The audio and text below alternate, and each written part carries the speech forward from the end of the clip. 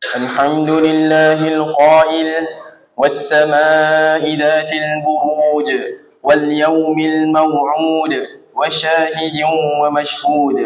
أشهد أن لا إله إلا الله وحده لا شريك له، وأشهد أن محمدا عبده ورسوله. اللهم صل وسلم على سيدنا محمد وعلى آله وصحبه أجمعين. أما بعد، فيا أيها المسلمون اتقوا الله، أوصيكم وإياي بتقوى الله، فقد فاز المتقون. قال الله تعالى: يا أيها الذين آمنوا اتقوا الله حق تقاته ولا تموتن إلا وأنتم مسلمون.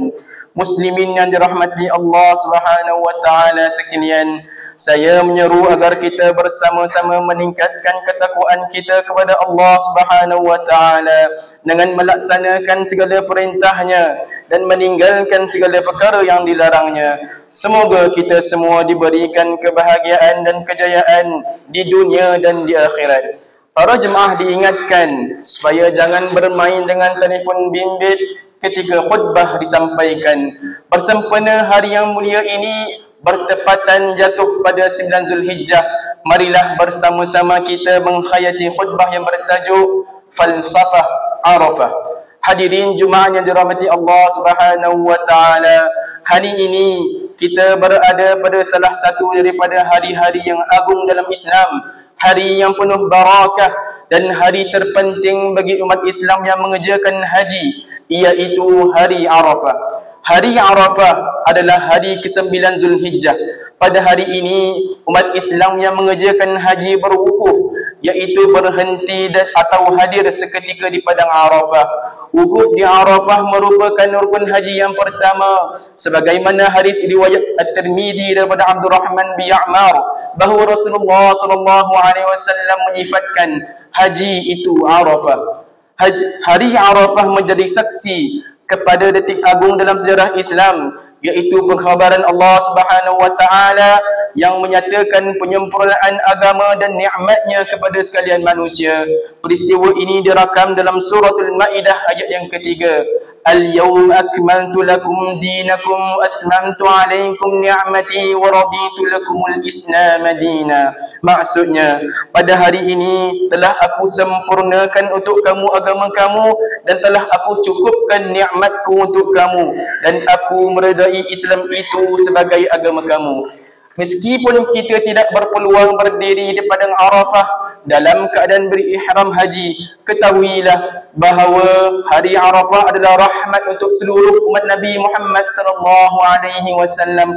Allah Subhanahu wa taala tidak mengecualikan kita semua daripada kelebihannya. Dengan itu, sesiapa yang berpuasa pada hari Arafah akan mendapat ganjaran penghapusan dosa selama 2 tahun, iaitu setahun yang lalu dan setahun yang akan datang. Hadis yang diriwayatkan daripada Abu Qatadah Al-Ansari radhiyallahu anhu bahawa Rasulullah sallallahu alaihi wasallam bersabda, "Siyamu yaumi Arafah ahtasibu 'ala Allah an yukaffira as-sanata allati qablah was-sanata allati ba'dah." Maksudnya, puasa pada hari Arafah, aku berharap kepada Allah agar ia dapat menghapuskan dosa setahun yang lalu dan dosa setahun yang akan datang. Riwayat Muslim. Selain itu, hari Arafah adalah peluang khas untuk berdoa. Doa pada hari ini sangat mustajab dan Allah Subhanahu wa taala berjanji mengabulkan doa-doa, terutamanya doa untuk kebaikan dunia dan akhirat. Marilah kita memperbanyakkan doa agar permohonan yang dipanjatkan diperkenan oleh Allah Subhanahu wa taala. Rasulullah sallallahu alaihi wasallam bersabda sebagaimana hadis riwayat At-Tirmidzi daripada Abdullah bin Amr al-As bahawa sebaik-baik doa adalah doa pada hari Arafah. Al-Alamah Syekh Ali bin Sultan Muhammad Al-Qari dalam Mirqat Al-Mafatih Syarah Mishkat Al-Masabih menjelaskan bahawa sebaik-baik doa itu adalah doa yang paling besar ganjarannya dan yang paling cepat makbulnya. Hari Arafah juga adalah hari yang dilimpahkan dengan keampunan sehingga dijanjikan dengan pembebasan dari api neraka. Hadis yang diriwayatkan daripada Sayyidatina Aisyah radhiyallahu anha bahawa Rasulullah sallallahu alaihi wasallam bersabda yang bermaksud, tidak ada satu hari yang lebih banyak dibebaskan hambanya dari api neraka melainkan pada hari Arafah. Hadis riwayat Muslim. Namun umat Islam diingatkan pentingnya menjaga hubungan baik sesama manusia kerana Allah Subhanahu wa taala tidak akan mengampunkan dosa-dosa mereka yang bermusuhan. Usahakan penyelesaian dan wujudkan perdamaian. Hadirin yang dikasihi Allah Subhanahu wa taala, setiap tahun tanggal 9 Zulhijjah, padang Arafah dipenuhi dengan lautan manusia yang datang daripada seluruh pelosok dunia. Di sini berkumpulnya umat Islam tanpa mengira pangkat, bangsa dan harta, kaya atau miskin, bangsawan atau rakyat jelata. Dengan ketetapan syarak, kesemuanya berpakaian putih. Para jemaah lelaki tidak boleh menutup kepala, tidak boleh memakai pakaian berjahit dan hanya berselipar. Kesemua mereka berada di bawah matahari terik dengan kepadatan manusia yang menghimpit. Tekak dirasakan perih, kaki luka melecet dan suasana dirasakan sempit.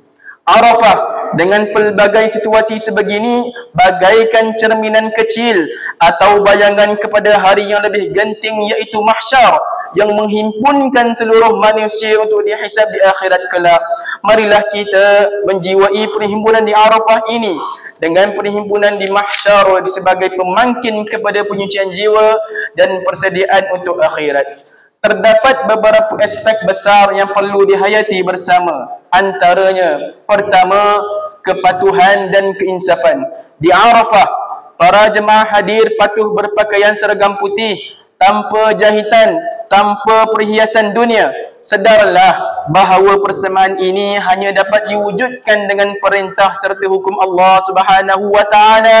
Hakikatnya, perhimpunan di Arafah mengajarkan supaya merendahkan diri, meninggalkan keangkuhan dan menginsafi diri. Sesungguhnya semua manusia akhirnya akan kembali kepada Allah Subhanahu wa taala dalam keadaan selai sepinggang. Hanya amalan yang akan menentukan kebahagiaan atau kecelakaan. Kedua, ketakutan dan kebimbangan. Di Arafah, tangan-tangan diangkat memohon keampunan, air mata mengalir berlinangan dan wajah-wajah tunduk penuh keinsafan. Di mahsyar, manusia menangis tetapi bukan lagi dengan harapan, namun kerana ketakutan dan penyesalan. Takutnya manusia itu sehingga lari daripada saudaranya, ibunya, bapanya, isteri serta anak-anaknya. Masing-masing tidak lagi peduli kecuali terhadap diri masing-masing. Di mahsyar, keadaannya sangat dahsyat lagi menggusarkan. Manusia ketika itu tidak lagi malu atau peduli tentang keadaan mereka yang tidak berpakaian kerana masing-masing diliputi kebimbangan yang bersangatan terhadap nasib diri di hadapan Allah Subhanahu wa taala. Hadis yang diriwayatkan daripada Sayyidatina Aisyah radhiyallahu anha bahawa Rasulullah sallallahu alaihi wasallam bersabda, "Tuhsyaruna hufatan uratan ghurlan." Maksudnya, kamu semua akan dihimpunkan pada hari kiamat dalam keadaan tidak berkasut, telanjang dan belum berkhutan. Hadis diriwayatkan oleh Bukhari. Sedarlah bahawa doa di Arafah masih lagi mempunyai peluang penerimaan. Sebaliknya di mahsyar hanya perhitungan yang menatijahkan pembalasan. Mahsyar adalah hari kekalutan yang di luar bayangan, huru-hara yang melumpuhkan dan kebimbangan yang melampau. Ketiga, peluang dan harapan. Penantian di Arafah dengan kepayahan hanya beberapa waktu sahaja. Ketika di mahsyar, manusia akan terkejut apabila menyadari betapa singkatnya tempoh kehidupan di dunia. Puluhan tahun di dunia bagaikan sehari atau setengah hari sahaja. Lamanya manusia menanti hisab di mahsyar, berdiri tanpa duduk, tanpa makanan dan tanpa naungan, sehingga kan manusia terdesak merayu agar hisab dipercepatkan walau tahu nasibnya mungkin ke neraka.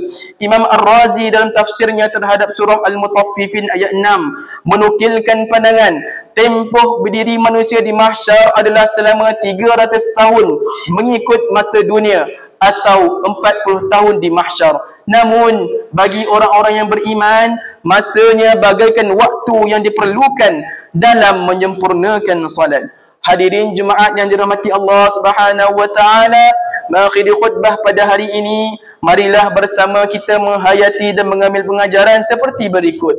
Pertama, umat Islam hendaklah memahami bahawa manusia dengan pelbagai kedudukan, darjat dan harta tiada bezanya di sisi Allah Subhanahu wa taala kecuali mereka yang bertakwa dan beramal saleh. Umat Islam hendaklah menyedari bahawa perhimpunan Arafah di dunia mengingatkan kita tentang perhimpunan mahsyar di akhirat. Kesusahan, keperitan dan kesengsaraan di dunia hanyalah sementara. Dengan itu, usahakan agar kita memperoleh kesenangan, kejayaan dan kebahagiaan di akhirat yang kekal abadi. Umat Islam hendaklah berusaha menghidupkan hari-hari mulia di sisi Allah Subhanahu wa taala dalam bulan Zulhijjah ini, iaitu hari Arafah 9 Zulhijjah, iaitu pada hari ini hari raya korban 10 Zulhijjah dan hari Tashriq 11, 12 dan 13 Zulhijjah dengan zikir serta ibadah. A'udzu billahi minasyaitonir rajim. وأنذر به الذين يخافون أن يحشروا إلى ربهم ليس لهم من دونه ولي ولا شفيع لعلهم يتقون. Maksudnya, dan berilah amaran dengan Al-Quran itu kepada orang yang takut akan dihimpunkan di hadapan Tuhan mereka pada hari kiamat, sedangkan mereka tidak ada pelindung dan pemberi syafaat selain Allah agar mereka bertakwa. Suratul An'am ayat 51. Barakallahu li wa lakum fil Qur'anil azim wa nafa'ani wa iyyakum bima fihi minal ayati wa dzikril hakim wa taqabbala minni wa minkum tilawatah innahu huwas samiul alim. أقول قولي هذا وأستغفر الله العظيم لي ولكم ولسائر المسلمين والمسلمات فاستغفروه إنه هو الغفور الرحيم. اللهم صل على سيدنا محمد وعلى آل سيدنا محمد وسلم ورضي الله تبارك وتعالى عن كل صحابة رسول الله أجمعين. اللهم أعنا على ذكرك وحسن عبادتك. ربنا هب لنا من أزواجنا وذرياتنا قرة أعين واجعلنا للمتقين إماما.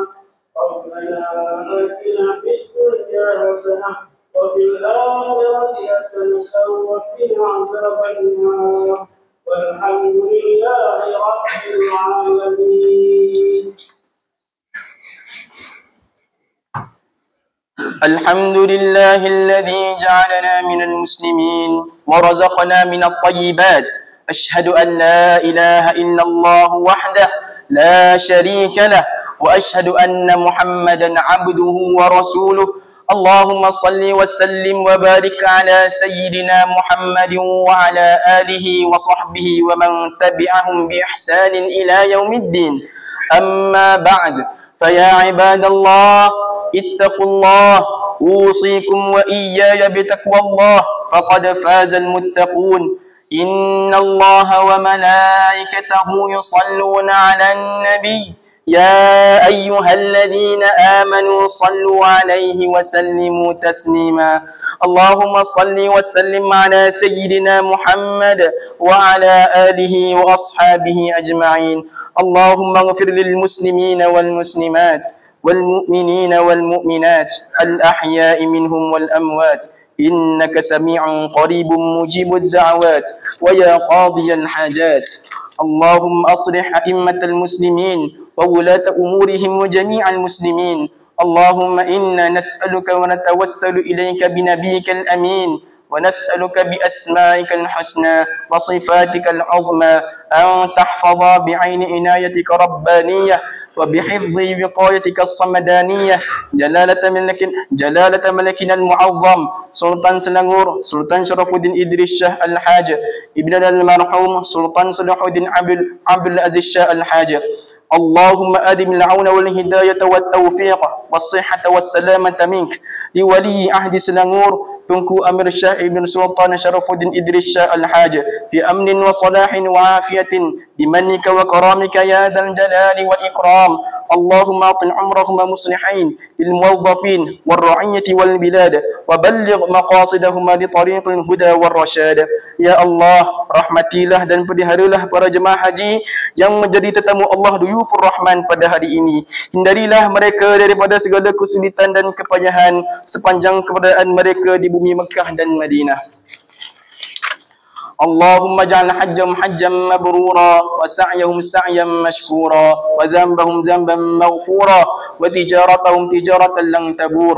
Ya Allah, jadikanlah ibadah haji mereka ibadah haji yang mabrur, sa'i mereka sa'i yang diterima, dosa mereka dosa yang diampun, perbelanjaan mereka perbelanjaan yang tidak merugikan, wukuf mereka wukuf yang penuh keinsafan, dan kembalikanlah mereka ke tanah air dalam keadaan selamat, sihat walafiat serta dipenuhi keberkatan.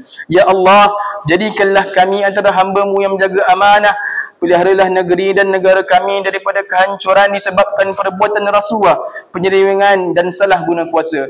Kurniakanlah kepada kami pemimpin yang amanah, jujur dan tegas dalam menegakkan kebenaran dan melaksanakan keadilan, berlandaskan syariat. Jadikanlah ya Allah masjid dan surau di negeri Selangor rumah-rumah-Mu yang aman, mempersatukan dan menjadi nadi kekuatan ummah. Ya Allah, lindungilah umat Islam dan Masjidil Aqsa di Palestin. Peliharilah mereka daripada kezaliman dan kejahatan, serta kurniakanlah kepada mereka ketabahan, kekuatan dan kemenangan.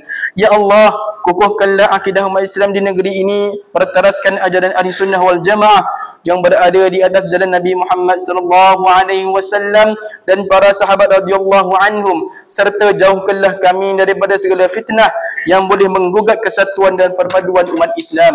Rabbana hab lana min azwajina wa dhurriyyatina qurrata a'yunin waj'alna lil muttaqina imama.